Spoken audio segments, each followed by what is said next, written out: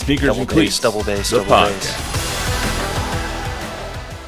Welcome back to Sneakers and Cleats, the podcast. It is Thursday, I think, May 16th. We are jam-packed with... Sounds right. Yeah, I think that's right. Today's blend together now. We are jam-packed with Texans and Cowboys schedule releases, games being played on Netflix and on Christmas, and who else knows when. Chuck McKinnon, Zack Hedrick along for the ride. Guys, how are you today? Great. We're doing great. Excellent. Is that your Don impression? That was sitting in Don's seat. You gotta take up the mantle, I guess. Yes. I was just thinking we don't really have this combination very often of the three of us. It's usually like if you're here, then usually maybe I'm not here, and like we don't have this combination often. Or it's like you and I, or Chuck and I, or Don and I, but this one's rare. So everyone's in for a treat.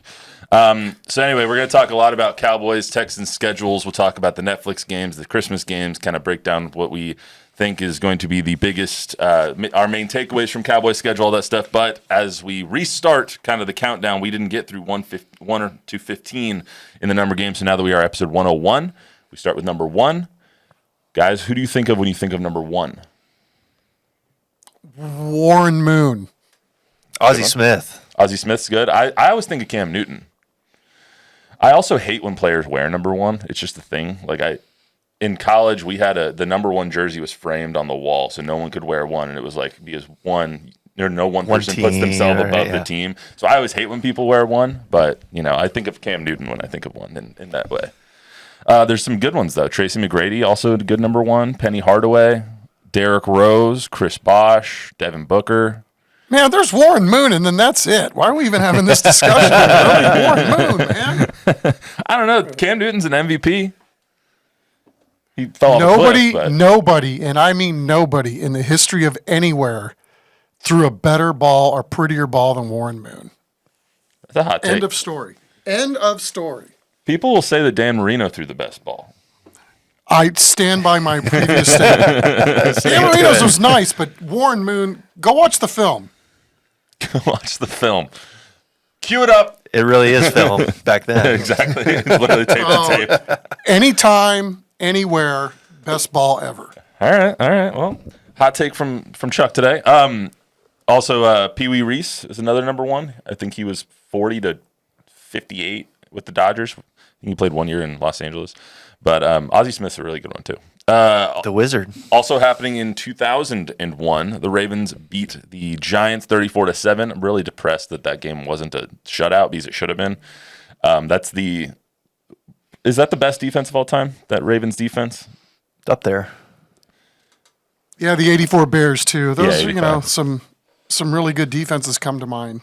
85 Bears, 2000 Ravens, 13 Seahawks, maybe 15 Broncos. Like, those are all pretty up there on terms of how good those guys are. I also put it on here just because I knew we were going to have a Sooner. OU and defeated FSU 13-2. Yeah, in the boomer. 2001. Quentin Griffin scampering up the middle for the only touchdown of the game. I did not remember that, and I actually had to double check that the score was 13-2. Yeah. I thought that was like a record. So the Florida State quarterback won the Heisman, and Torrance Marshall, who is from Florida, prep school and all that kind of stuff, out there at the coin toss, he's there talking smack to the Florida State quarterback. We're here to get my boy's Heisman back, talking about Josh Heupel, and the Florida State quarterback, it wasn't his, and it's just like, we'll find out. And so they did. I had to do like 3 or 4 checking that it was like actually 13-2. I didn't realize that a game actually ended 13-2. So it's something. That was some national championship game. I enjoyed it. I'm sure you did. Tom Brady also made his first NFL start on September 30th in 2001, and now 23 years later he's getting roasted by Nikki Glaser. The Brady fatigue continues. Yeah, exactly. I am so sick of talking about him. Did you guys see, as a quick aside, that he was asked, like, would you do it again, the roast? And he was like, no, it affected my kids and all that stuff. And it's like, what did you expect? The dude was the executive producer of the thing. Yeah, like, what did you expect? Of course, they're gonna talk crap on your wife and like your family and you, and like you're being roasted. I look at this Tom Brady metamorphosis as kind of like Miley Cyrus when she went from Hannah Montana to what she is now. Like they're trying to make Tom Brady the bad boy somehow, some way, and I don't know. It just seems infinitely inauthentic. I agree with you. Chuck. The Tom Brady of it all is just kind of annoying now. Basketball, the Lakers defeated the 76ers 4-1. That was the only game that they lost in that entire postseason was game 1 to the Sixers, and then they ended up rattling off 4 straight. I didn't realize that they had gone 16-1 in the postseason, but wasn't that the Iverson step over game? It might have been over that was, Ty Lue. Yeah, over Ty Lue. That was a overtime win by the Sixers. But that was right in the middle of Shaq and Kobe, right? Right. That was the second of the three-peat. Yeah. So, and then baseball. Diamondbacks defeated the Yankees 4-3. The Diamondbacks were in their 4th year as a franchise, becoming the youngest franchise to ever win a World Series, like the earliest franchise to do it. That was probably the only time, like, people who were non-Yankee fans were actually Yankee fans because of, what happened earlier that year and, Yeah.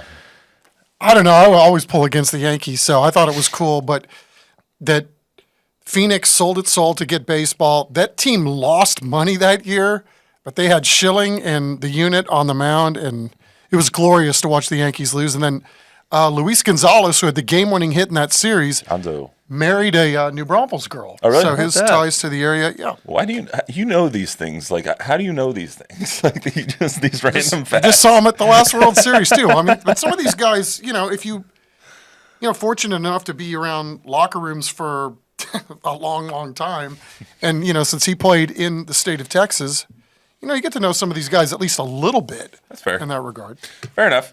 And then also in 2001, Tiger Woods won the Masters. He became the first golfer in history, still the only golfer in history, I believe, to hold all 4 major titles at the same time. The Tiger Slam. I will always, for at least the next 7 episodes, get in a Tiger stat because I love him. Anyway, let's get to the Cowboys schedule. So, got it in front of us. Luis, would you mind popping that up for us? Cowboys schedule is as follows. It starts out pretty rough. I mean, you go to the Browns for Tom Brady's first announcing game, if we want to get more Tom Brady in here. You go to the Browns, and then I think they have like 7 of their first 10 games are against playoff teams from the year before or teams with winning records from the year before. So it's going to be pretty difficult to start off. I agree 100%. I'm just glad that most of these games early on will be on Fox. Shameless plug. But, I think statistically they're tied for 12th, the Cowboys are, in terms of playing teams this year with a winning percentage, a high winning percentage. But their schedule, to me, at least on the surface, I'm with you. It looks like it's a lot harder than a lot of other teams, just, the way it stacks up. And then, even their bye when it comes, they come back and it's 2 really long road trips, 1 to San Francisco, a night game. It just looks like there are a lot of forces at nature, and they're not the only team, but this is a very wonky schedule in a lot of ways for a lot of teams this year. And it'll be interesting to see how the Cowboys adapt to that. I have to think that because they're on prime time a lot and have been over the last half decade, and McCarthy knows how to navigate this kind of a schedule as good as anybody or as well as anybody, I got to think they at least have an advantage in some regards against some of the other teams in the league that maybe haven't experienced this kind of wonkiness. Yeah, I think I agree with you.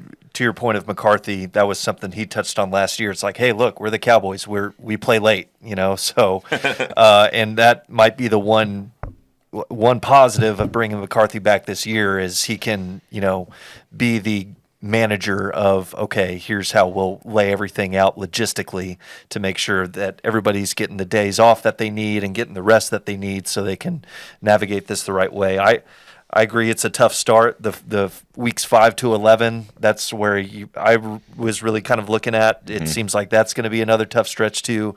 And then, of course, it's the 3 games in 12 days around the Thanksgiving time frame that they always have. Yeah. That's stock, though.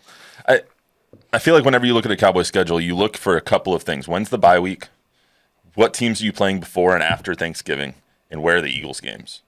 And so you look and see the Eagles game it's week 17. That's the second Eagles game going to be at Philadelphia. That could very well be for an NFC East title because you have them so late. I'm pretty sure this year their second Eagles game was like early December. So it was kind of already decided like what they needed to do the last 3 or 4 weeks. Yeah, they play within like a month. Yeah, they played like twice within a month. And now it's kind of like you're spacing out these Eagles games a little bit. You have 8 weeks in between, 7 weeks in between them, and so that second game they're going to know very well exactly where they are by week 17. So I could see that one coming down to to the NFC East. Yeah, and past 2 seasons, both those teams splitting the series, home and home. So I would no surprise if that pans out again. Yeah, I mean, and the Cowboys have done well with McCarthy inside the division, no matter who they play. I'm sorry, Bob. I'm sorry to jump on top of you, but Washington and New York are horrible. Yeah. I mean, they get 4 gimmies. Well, right? they were last year. They're going to be bad again. We don't know how bad they're going to be. They're going this to be year. bad. They're going to be bad. You never know. They got 4. They Maybe. basically have 5 Commanders. buys. I think the Commanders will The be much Cowboys better have this year. 5 buys. The Cowboys do not have 5 buys. I mean, Bob Didn't they makes lose an to the interesting Commanders last point. year? I mean, those games are always fist fights because they're division games, and Right. every coach in the league looks at the schedule and goes, okay, the games that they put the most importance on are obviously inside the division because that's where you have a really good chance of setting yourself up to make the playoffs, right? For a bunch of different reasons, whether you win the division or whether you have such a good enough record that you can sneak in as a wild card team.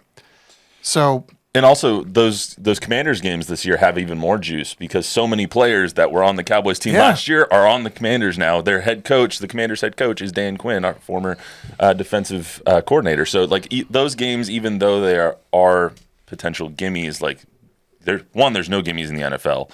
They might be an easier game, like just logistically. It's not going to be that easy of a game because you have somebody who knows you inside and out. Right, and again, it's we're spitballing the schedule. We have no idea. Some of these teams are going to take a leap up, and some of these teams are going to take a leap back.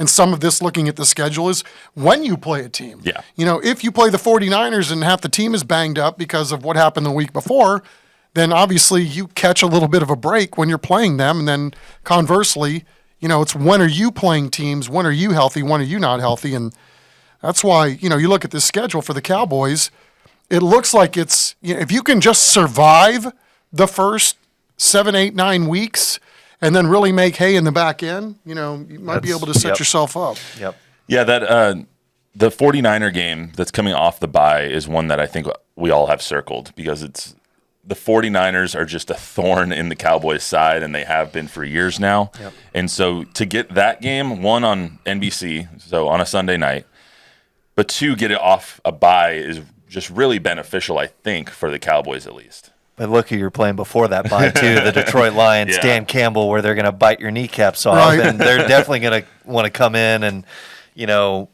line up their tackle in the right spot or whatever and, Yeah, do all exactly. sorts of fun stuff after last season. They're definitely going to try and make sure that everyone's accounted for. Well, I think they're just the Lions. I think they'll just come in and look to knock your block off. Yeah, I mean, their schedule at the beginning of the season is so tough. And then you end like that stretch with the Texans on November 18th, the Monday Night Football. It's like, geez, it's just playoff team after playoff team after playoff team. So it makes it even more difficult. But what do you guys think of the Week 7 bye? This is the second year in a row now they've had the bye in Week 7. I felt like at the end of last year they were starting to get a little banged up and nicked up because you have that bye so early. So do you think that's not beneficial for them in this case? Well, I don't know because, in between there's some places in here where when they have games bunched up, there's some days to recoup.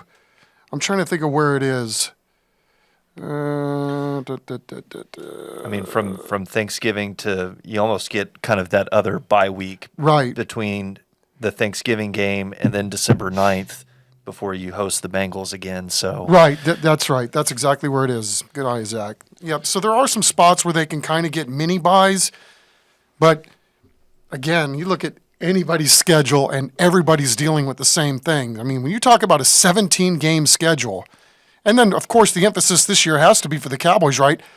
because the knock last year was they couldn't beat good teams. They just got fat on the bad teams. At home. You know that's going to be a point of emphasis this year, right? Yeah. I mean, They're that gonna just have to win will on the be road. based on what they didn't do last year. And to that point, you see the teams that they have on the road. It's not like that's not where the gauntlet lies. I mean, they have the Steelers on the road. You don't know how the Steelers are going to be this year with Russ and their quarterback situation. They're always good, but you don't know how good they're going to be. The Browns, I don't know if Deshaun Watson knows how to play football still, but if he does, maybe they'll be potentially good. I mean, their defense at home is always good, as it was last year. Yep.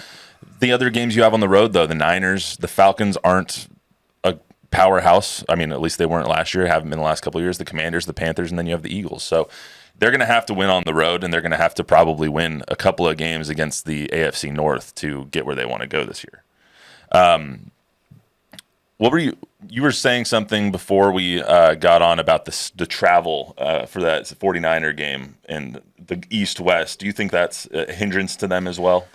Yeah, I mean, I think it's really, really tough. Like, if you look at the teams in the NFC North, Green Bay, Detroit, Chicago, Minneapolis, I mean, those are hop, skip, and a jump plane rides for road games. I mean, when you're the Cowboys and, at least you're centrally located, you don't have to go, far east to far west or vice versa. I mean, it's tough when you go to San Francisco and then you got to go the other way to Atlanta the following week. I just think over time, this is part of, why rest is so valued in today's NFL. And, when they're resting, they're not practicing. But, McCarthy talked about that a lot last year, that sometimes you have to just I got to give these guys a day off, because this extra game and now this quirky schedule has really messed with players' ability to rest and recover. I was also looking at the lines for the Cowboys. They have all the lines up for all the games. They're only underdogs in 2 games. I think it was week 1 where they were like 1-point dogs, and then week 17 they're going to be 2-point dogs.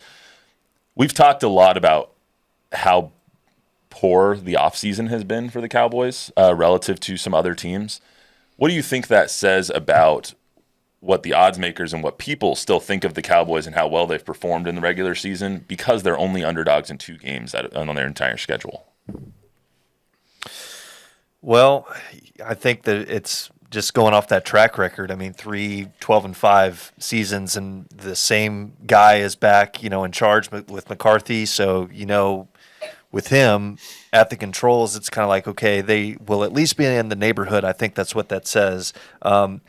You mentioned them being underdogs to the Browns. I think Myles Garrett might, he could feast against Tyler Guyton and Cooper Beebe. We'll see what that happens. Yeah, right. It's going to be baptism by fire for those young guys up front. But maybe that's a good thing. It's like, okay, that's what it's like week in and week out. So, maybe that's a good way to start it off for those young guys up front. Yeah, I mean, I think it's odd that the odds makers have them, like you say, they have them, because, I've been the eternal optimist with these guys for at least the last half decade. I could see things where you go, I think this is going to be a pretty decent team, or maybe, because of some other variables, they're going to have at least a chance to have a decent squad. This year, there just feels like there's more moving parts, and it's harder to predict. And just like you said, Zach, I mean, you start with the guys up front. I mean, there's a chance you have 2 rookies starting, one on the left side, one who's, a pretty high round pick, 3rd round pick in Beebe, but he's playing out of position at the pro level. I mean, and then you add to that, McCarthy's already said that the offensive line position gets cheated more than any other spot on the field this time of year, because, you can't have contact. So how do you prepare for these amazing defensive lines? And now you're going to have 2 of those guys possibly start. Then all the other stuff, guys coming back from injury, Dak making 21% of your salary cap with lesser paid talent around him. Maybe not lesser talent, because we don't know yet, but lesser paid talent for sure. Mm-hmm. I don't know, man. That just, to me, feels like there's a lot of moving parts this time. 100%. Last thing on the Cowboys, what did you guys think of the release video with the FaceTiming of random fans of the other teams and Jerry and all the guys just sitting there? I kind of liked it. I mean, I thought it was one of the better ones. There were was some quirky. other ones. Yeah, but, it's kind of like, I like the whole surprise of it, where it's just like, whoa, like look at all these Hall of Famers, And I really thought, I'm gonna draw a blank on it now, but there was one, it was Juszczyk, I think. She's just like, y'all want me to make you a jacket? I thought that was pretty good. I thought a couple of them were good. I just thought it was so Cowboys to just like have Jerry Jones sitting there with Dak and Michael Irvin just. Yeah. I liked that one a little bit better than the Texans release video. The ASMR like smashing thing. Yeah. I wasn't into it. Like I kind of enjoy those videos. Well, on somebody TikTok else or did it Reels. too. Yeah, the Chiefs did. Yeah. The Chiefs also did it. Speaking of the Texans, how hard was it to navigate their schedule on their website? And then I saw you Very pointed difficult. out a version of it. It's like, I still don't know what this is. It's so bad. Yeah, there you go. I just need names and teams and times, and that's Well, the Cowboys had like a printable schedule, a downloadable schedule. You could go through everything on their website, and then I literally had to go through like 4 or 5 different sites just to find this. That's exactly what I I was had like, to do. what is going on here? But anyway, talking about the Texans schedule, you kind of get the opposite when it comes to the bye week. Week 14 bye is tough, extremely tough, especially for a young team with a young head coach.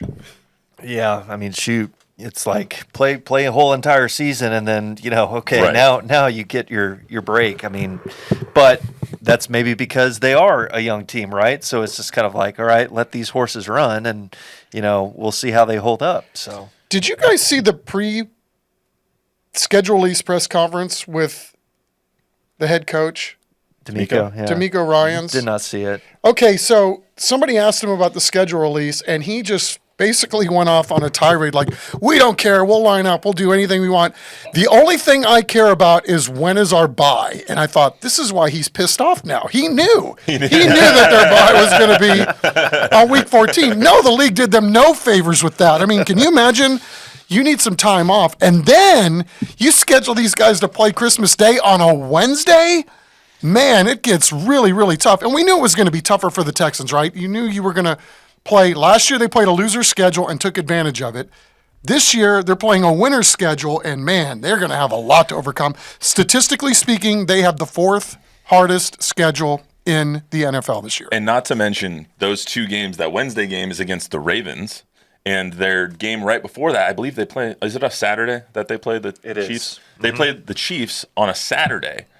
Before that, it's just like, okay, here's your 2 hardest games on your schedule. Right. We're going to put you on 2 short weeks. Have fun.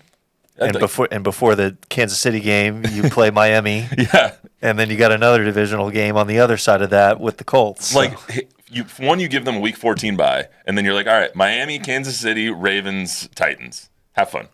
Yeah. What the hell is that? Like, the NFL screwed the Texans. Yeah. Somebody's not happy with them at NFL headquarters. Absolutely not. I mean, and to your point about the winner's schedule, like last year they played the last place schedule. They took advantage of it, 10-7. They went from worst to first. It's a completely different animal now that they have this kind of scheduling formula that they do, where you're playing the best team or the worst team in a certain division, depending on where you finished in your division.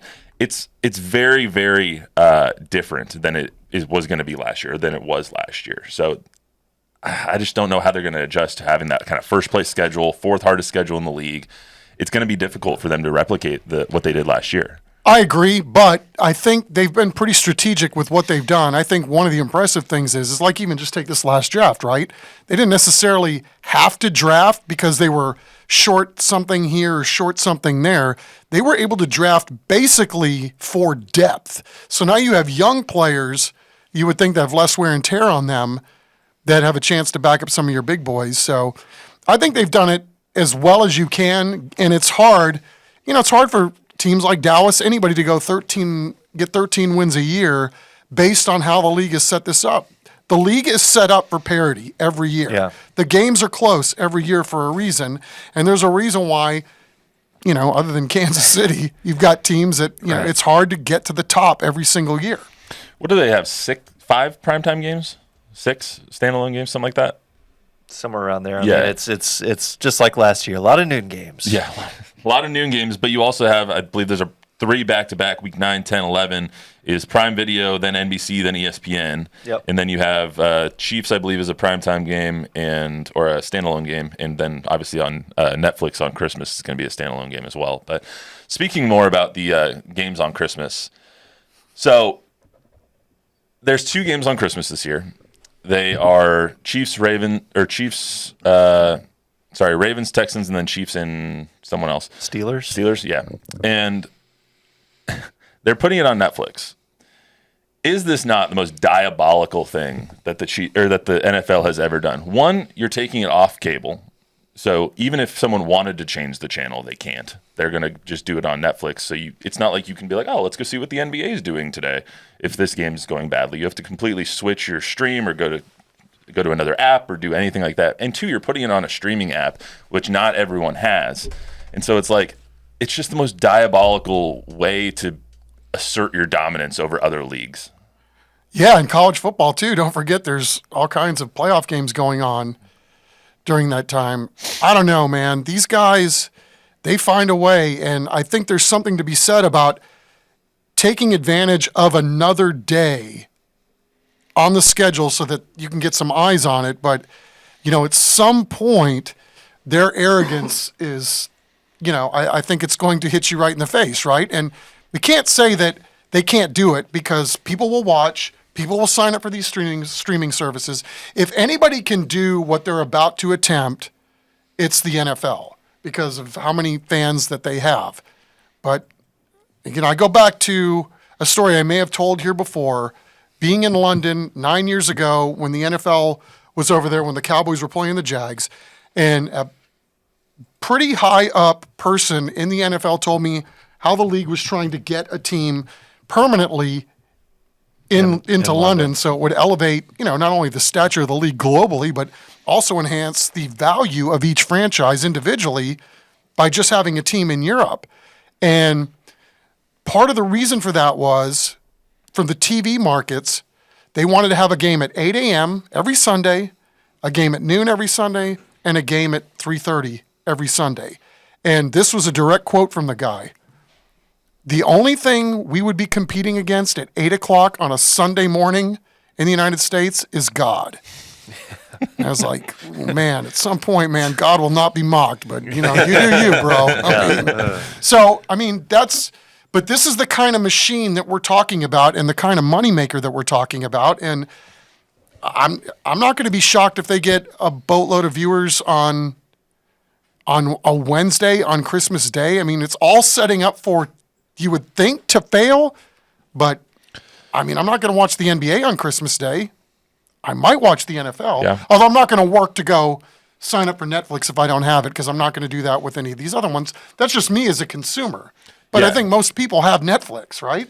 I mean, a lot of people do. A lot of people don't really have Netflix anymore because they got rid of it because they've raised prices and stuff like that. But when you look at like Peacock, Prime Video, Netflix, YouTube TV to get the Sunday ticket. Like you would basically have to pay like $300, $250 to get all of the games that you want to get. Is it just becoming too cumbersome, Zach? Maybe. Yeah, it could just be, I don't know, this is just me thinking off the top of my head here. What if, the NFL is just trying to create competition between all these streaming services where it's like, all right, we're going to sign up with one to do this, well on into the future for years and years and years. It's like, all right, we're going to give you all a little taste and see who comes out as the highest bidder at the end. So, at Netflix, you think of it, it's been a brand for a long time. So it's just they're aligning with some of those bigger names. Netflix is starting to get it more into like the live the live events. They did the whole John Mulaney thing last week for Netflix as a joke comedy festival. They did the roast, obviously. They're starting to do more live shows. This is a whole nother animal, though. Sure. They don't do commercials usually in the roast. Like, are you going to put commercials in these Christmas Day games? Like, that's a lot of ad revenue you might get or lose or whatever. Who are you getting to announce these games? It's like, it's a whole different animal. The NFL has so many hidden games, though, on a Sunday, and you have, 4 or 5 games that start at noon, 4 or 5 games that are in the late game or whatever it turns out to be, that it makes sense that you would sell off some of these properties and then try to, capitalize on your own product. I don't have a problem with that, but if I'm not mistaken, and I've lived long enough to, maybe be able to remember or harken back, didn't we all just cut the cable because things were getting out of control and how much they all cost? Now it's like, if it's going to be however much for this streaming service and this much, we're right back to square one, and it all comes full circle. Didn't you see the other day that Apple TV, Netflix, and one other streaming service were thinking of all coming together under one umbrella and Comcast, and it's like, oh, so we're back at cable. Right. It's Well, exact and same like Disney Plus and HBO Max or something are all getting together. So it's just, yeah. Everything old is new again. Yeah, exactly. It's so retro, bro. Hey, but Amazon actually does the best job of broadcasting games. I think Amazon does a good job. You can go over to the All 22 and watch. I mean, that's great. I love to be able to do that, and then you could rewatch it whenever you want. I just think they blow away what the networks are doing. I think that there's a lot of innovation that's happening in broadcasting right now, which is really, really great. That you have the Manning cast, you have the Supercasts on ESPN and all that stuff. You have the All 22. They also do the AI or the Watson kind of thing where you can see how fast someone's running and how the ball's geometrics and all this stuff, and it's just like they do a lot of that stuff now on Apple TV. Yeah. I just And want to see also- football. I don't really care about all that Right. stuff, but Also, with all these games available at one time, that's why I always go to Twin Peaks to watch games. That and the food. Yes. shameless plug. That's right.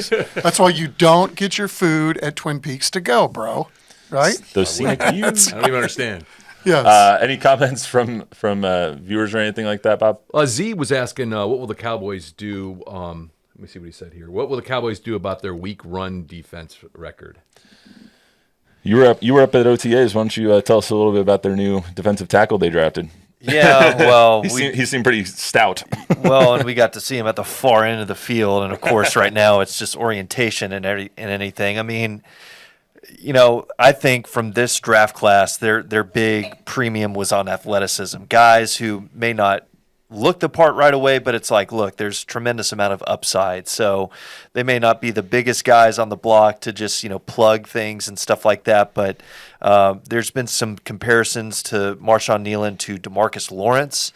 And DeMarcus Lawrence can be a run wrecker when he wants to be, just getting in, knifing through the gaps. And he did that several times last year. So this is a guy in a similar vein. And Nealon, Maris Liufu, we'll see what he does. He's, kind of, again, another Swiss Army knife. I'm really excited to see DeMarvion Overshown because this guy seems to have bulked up and just massive. So I can't wait to see what he does next in training camp coming up. So, I mean, we'll see. It's like, and the other thing is like, how's Zimmer going to employ everybody? How is he going to line them up and use them? Because, of course, everybody's bagging on Mozzie Smith right now. Well, he's got 2 more years at least before it's like, okay, can you really say if he's a bust or a hit? Well, plus he had guys in front of him last year. Yeah. You got Neville Gallimore and Jonathan Hankins, who are quality guys. So now it's like, okay, now he's going to be one of the guys. So it's like, now here's where the rubber meets the road. It's being thrust into the role, like sink or swim. And Go ahead. and they're doing that with so many guys, across the roster, both on defense and offense. And I love one thing that Mike Deal did in the comments. He called his shot already, 11-6 for the Cowboys. 11-6. I wasn't going to put predictions on us yet. We're going to do that in September, come on. early September. Get a little closer. Yeah, I need to know who's making this roster first before. Right? Who's starting? I saw someone say the Cowboys are going to go 14-3, and I was like, they go 14-3. Like, I owe a lot of people apologies in the Cowboys organization because they would have far exceeded my expectations. Yeah, that's a lot of wins. That's a lot of wins. Hey, but 11-6 would be a very good 11-6. season. Yeah, I think 11-6 That's respectable. that's realistic. Anything else, Bob? That's it. All right. Well, gentlemen, it's going to be a fun year for the Cowboys and the Texans, and we will be here to talk about it.